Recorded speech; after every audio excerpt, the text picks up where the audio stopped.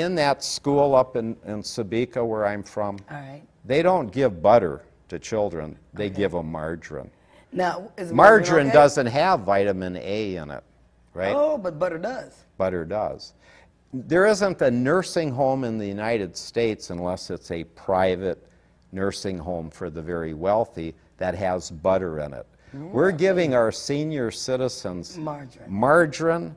We're deep frying their foods, or frying their foods cheap oils in oils that cause inflammation in the body. You're right. We're dumping commodities on children and seniors. You're right. And I heard someone said to me today, well, Al, you know, we've got to blame the fast food companies. No, we shouldn't do that, because when McDonald's opened up originally, it was good. They used beef tallow, That's right, a stable saturated fat, to do the French fries in. And they changed it. If you're going to eat potatoes and you want to fry them in a stable fat. Saturated fat, beef tallow, which is 60% saturated fat, is stable. All saturated means is stable. Okay. But what the vegetable oil lobby has done is they painted saturated fat like it's a dangerous fat, something we should limit.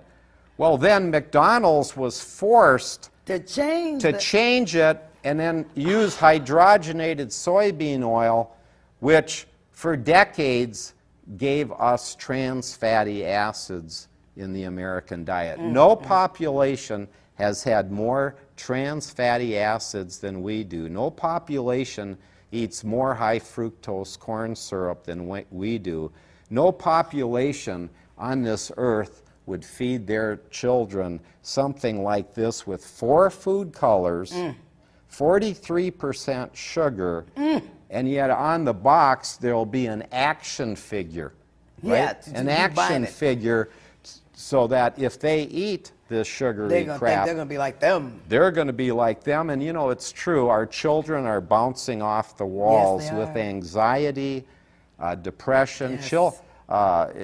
Young people are committing suicide in record numbers. Young women that are reproduction is being affected.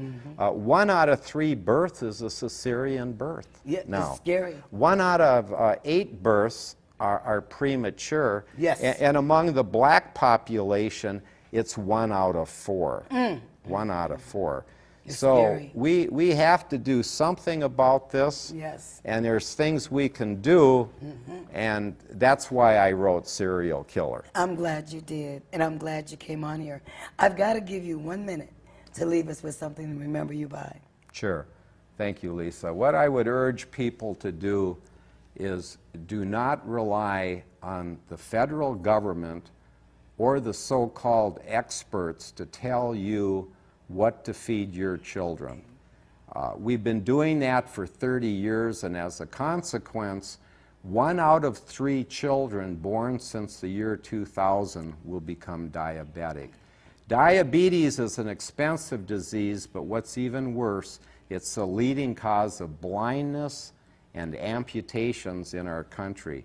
I think we can do better, and we can do that by going back to the traditional foods, foods like bacon, eggs, beef, roast beef on Sunday afternoon, chicken, and eat the skin. Chicken skin is the best source of a fatty acid called palmitoleic acid, which kills viruses and bacteria. So I'm doing right. You're doing right. Eat the skin. If you like potatoes, potatoes are a good food.